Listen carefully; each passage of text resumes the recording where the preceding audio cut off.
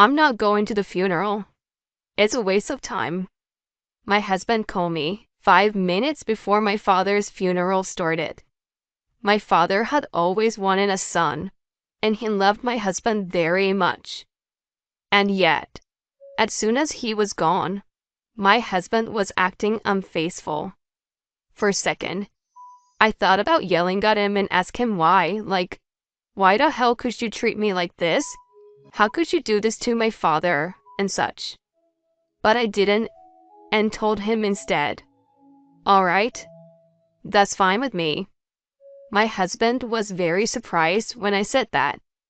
As for me, I couldn't help but grin when he reacted as exactly as I expected.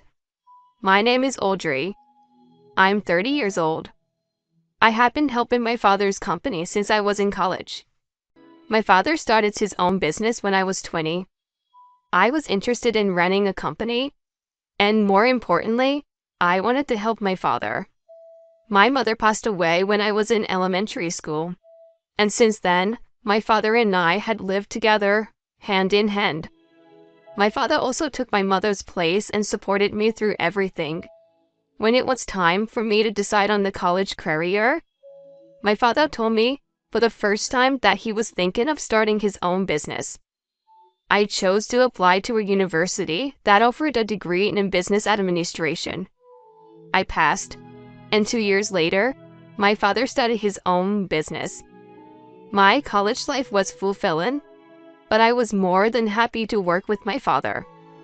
Dad, you are finally getting things off the ground. It's all thanks to you, honey. Oh, thanks. But I just did what you told me to do.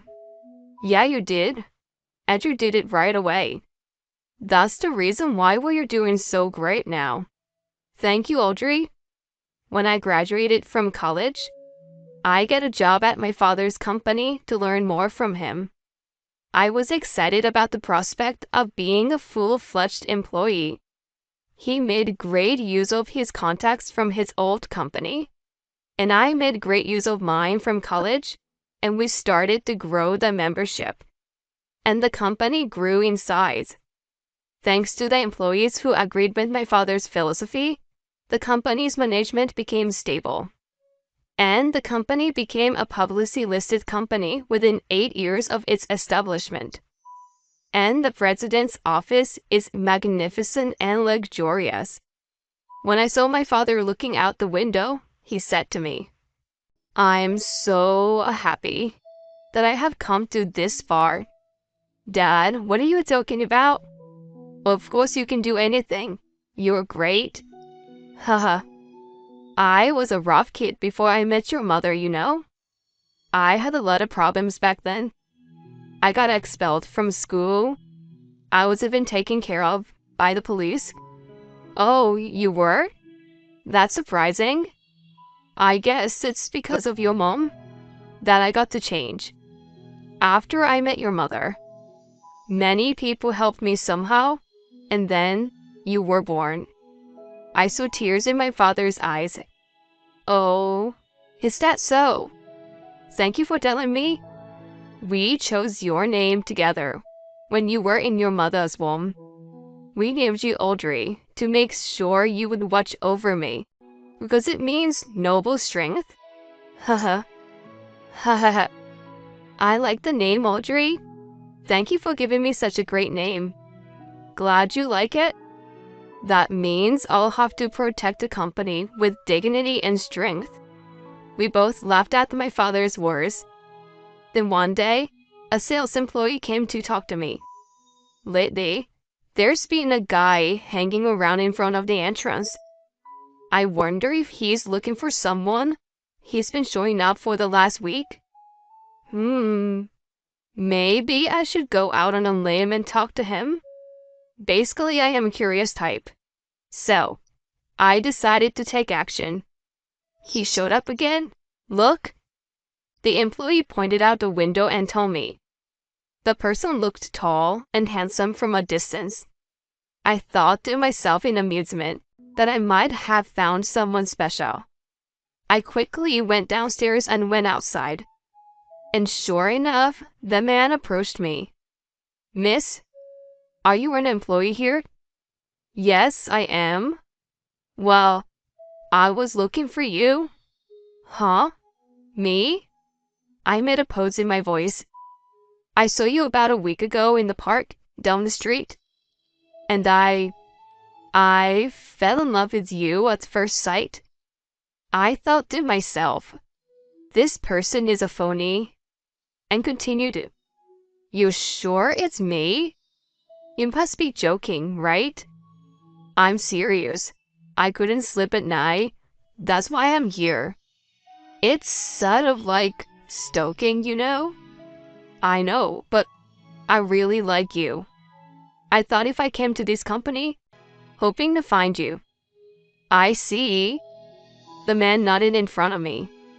Well, now that we've met, please don't come to the office anymore. You mean I can't see you anymore? I'd like to talk to you. I really do. The man's shoulders sank, and he looked as if I was accusing him of something since I was at the entrance of the company. Why don't we meet after a day? I suggested to the man. He immediately looked up and smiled. Really? Thank you very much. Thank you. By the way, can I have your name? My name is Audrey Clark. I'm Eli Tucker. Nice to meet you. Mr. Tucker, right? Tomorrow, at noon, we'll talk at that cafe. It's my lunch break. Is that all right with you, Mr. Tucker? I'll be happy to. I'll look forward to it tomorrow. Thank you very much for today. With that, the man quickly turned his back on me and left. I felt a little uncomfortable with that move, but I thought it was because of embarrassment. I had no way of knowing at this time that this encounter with Eli would be a turning point of my life. The next day, I went into the cafe I had promised. Thank you very much for your time today. I'm really happy to be able to talk to you like this. I'm on my lunch break right now. Oh, I'm just on my lunch break too. So, is your office near here? Yes, it is. It's a small family-owned business. What a coincidence. My company was started by my father and me. It doesn't look that way. It's a big company, isn't it? You are also working hard for your family, aren't you, Mr. Tucker? I felt like cheering him on, as if he seemed to have the same experience as mine. And the time passed quickly. We hit it off and agreed to meet again next time. After meeting several times at this cafe during lunch break, we started meeting on weekends as well. One day on a holiday, we had lunch together. There, a naughty boy was insanely accosting the waitress. Then, Eli intervened and calmed the situation down. I was unintentionally moved by that incident. I can't help but laugh, as if I were looking at my old self. What? You were naughty too, Eli? You know, one day my father suddenly collapsed. Although he's fine now, I came to my senses when I saw my mother break down in tears. You went through a lot, didn't you? I wonder I learned to appreciate my father and mother at that time. Eli was staring at the window, and I could see a hint of feeling in his profile. He looks like my father. If he proposed to me, I would say yes. A week later, Eli proposed to me. I said yes right then and there, and we greeted each other's families on a holiday that week. My father loved Eli like a son, and they often went out for drinks together. After marriage, my husband joined my family and took our surname. He started working as an employee. You too have to enjoy your personal life at least at home. My father was very considerate, so we decided to make a new life together in an apartment close to his house. When we went to visit my father's house, Eli and my father had a lively conversation about their youthful mischievousness over a drink. It was a pleasure for me to see them happy. Audrey, I'm happy for you. I'm happy to hear you say that, Dad. Me too. I'm very happy. Just as I had believed that these days would continue, my father collapsed. After running some tests, the doctor gave him only 6 months to live. Since then, he's been in and out of the hospital.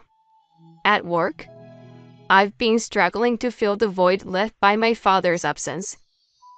And of course, my husband worked together with me. My father was looking forward to this day with great anticipation, as it coincided with preparations for the company's 10th anniversary celebration. The night before, he called me home alone. Tomorrow is the day. Dad, it's been a long time. 10 years. Thank you. I'm leaving you and Eli to take care of the rest. What are you talking about, Dad? You're coming back to work? Honey, look, I'm not going to be around much longer. If something happens to me, I want Eli to take over the company as the president. I smiled and replied, yes, sure. On the day of the 10th anniversary ceremony, my father's conversation with Eli brought tears to my eyes. Eli, I know it must have been hard for you to prepare. Thank you for helping Audrey. I heard that the employees are saying how much they admire you. Audrey also told me about you. No, I didn't do much. It was Audrey's help that got everyone moving. Don't be so modest. You're my son. I don't deserve it. I am just grateful to be a part of this company that you and Audrey have built up so far. I look forward to working with you, you know. Ladies and gentlemen, we will now begin the ceremony. With these words, I, the MC, proceed with the ceremony, wiping away tears. After the ceremony was over without incident, we decided to relax at my father's house that night. It's done without incident, didn't it? Yeah. I'm tired. But it was a good day. My father said as he closed his eyes. Well, I'll go make some tea. I went to the kitchen, and just as I was reaching for it, all of a sudden, I heard my husband's voice. Dad? Dad? I turned around to see my father lying on the sofa. Eli was shaking his body and yelling, but my father is not responding. Dad, hey, Dad? I was shaking his shoulders and screaming too. But he never opened his eyes, and I couldn't tell if he was breathing or not. I immediately called his doctor and asked him to come home, but he had already passed away. I kept staring at his face, unable to immediately accept what was happening. Then I remembered my father's words, and I came back to myself. He had said, when I die, it will be in this house. I looked up and realized that my father's wish had come true. The funeral preparations proceeded in a flurry of activity. When I arrived at the location, my husband, who was supposed to be sitting next to me, was not there. I rushed to call him, but he didn't answer the phone. I couldn't believe my ears when my husband called me 5 minutes before the funeral. I can't make it to the funeral. I have to take care of some urgent business. Hey, what do you mean? He didn't even listen to a word I said, and the phone went dead. I went blank at his words. When I returned home after the funeral, the lights were already on. I couldn't help but wonder if he was here. And as I approached our home, then I heard a startling conversation. The boss passed away last night. Can you really handle it properly, son? I can't stand it when you and my brother keep making fun of me. I'll do it my way, okay? Don't worry. Well then, I'll be counting on you. It was Eli and my father-in-law. And father-in-law left the house right after that. Eli didn't see him leave. He seemed to slump his shoulders and nod his head. Then I pretended to be not aware of their conversation, went into the house. Why didn't you come to the funeral? I told you it was urgent. It was my father's funeral. He loved you so much. You know that? Oh, I know. He was being so good to me. I'm sorry. There is a gathering tomorrow at the company. Can you at least come to that? Can you? I can't. Sorry. What are you saying, Eli? I said I can't. I told you it's urgent. So it's a waste of time. Huh. Fine then. You don't have to come at all. I remembered the conversation between my husband and my father-in-law, and I couldn't help but say so. He seemed confused by my words. I don't care if he was confused or not. After my father passed away, I was running the business as acting president. Gradually, the company's profile began to decline, and the clientele began to change. And then, as if he had changed, Eli began to act and behave in his own way. I began to hear complaints from employees on a daily basis. Our life as a couple began to diverge more and more as well. I was even confused as to which one was the real person anymore.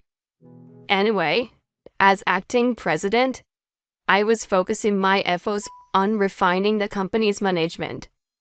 In the midst of all this, I received a report from a sales employee that there seemed to be a leak of information about the company. Our customers were going to Tucker Corporation. That's my husband's family's company. What's going on? I thought about the conversation between my husband and his father. The suspicion toward my husband aroused. That night, my suspicions became true.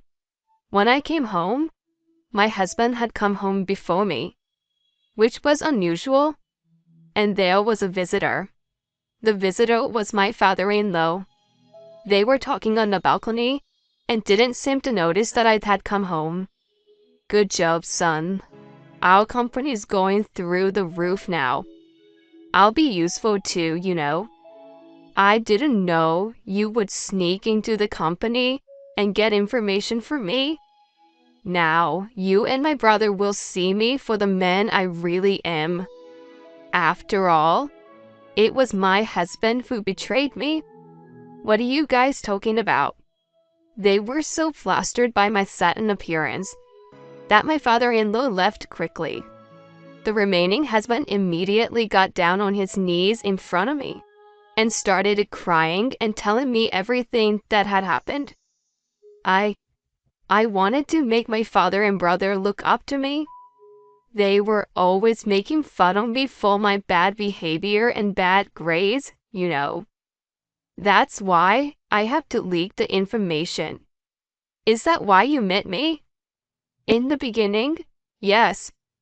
But I really enjoyed being with you, and I wanted to be a part of your family. Then why did you do that? I'm sorry. My dad's orders were getting worse. Now that your father is gone. And I didn't want to make a fool of again. I was just stunned to see him keep apologizing like that. My father thought that you were the next president of the company, you know. He adored you and recognized your hard work. He even said he would retire and leave the company to you and me.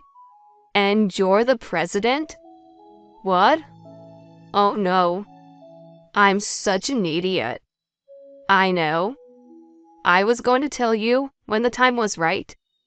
But you've changed since my father died, and I haven't been able to tell you. I'm sorry. I really want to make it up to you. It's all up to you, you know. Okay. I'm going to the police and I'll tell them everything. His face was as dignified as before. When he went to the police and told them the whole story, the police came to Tucker's corporation and his brother's company, and they charged them with a crime. Of course, both of his father's and his brother's company went bankrupt. Soon after that, I officially divorced Eli. Although I felt my ex-husband was sincere when he turned himself into the police, I could not forgive him for betraying us the way he did. And now, I am the president of the company my father left me. Every day is tough, but I am truly grateful to all those around me who worked so hard to keep this company going. I promise myself to never forget that this company is my father's legacy, and I hope that he will be proud of me in heaven as I strive to achieve even greater achievement.